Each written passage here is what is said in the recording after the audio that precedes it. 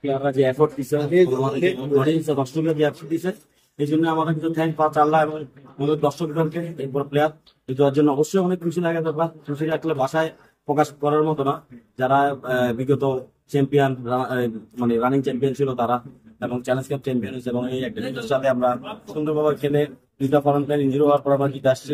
এর জন্য অল প্লেয়ারের থ্যাংক দর্শক, এবং থ্যাংকস অবশ্যই আল্লাহ ফার্স্ট।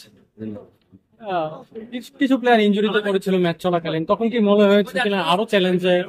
অবশ্যই, যে দুইটা প্লেয়ার ইনজুরিতে পড়ছে তারা দেখেন আমার পাওয়ার, আমার বেস্ট প্লেয়ার যে নাম্বার 10, এবং যে ইসা ছিল, অবশ্যই আপনি জানেন বসুন্ধরা ভালো একটা টিম, মিগুলের মতো প্লেয়ার ওখানে আছে। এখানে মতো আমার যে ফরেন মিডফিল্ডার, সে ইনজুরি করছে একদম খেলার ফার্স্ট হাফে, তখন তো জাস্ট একটা আশা বলতে গেলে আশাহত হয়ে গেছিলাম। বাট যখন আমার অন্য প্লেয়াররা আসলো সেকেন্ড হাফে, লাস্ট 7-8 মিনিট খেলা দেখলাম না, তখন একটা আশা ছিল যে না, ছেলেরা ভালো কিছু করবে, এবং ছেলেরা ভালো করে। আচ্ছা, আপনার আব্দুল্লাহর পারফরমেন্স নিয়ে আপনার আজকে মন্তব্য কি? সব থ্যাংক ইউ।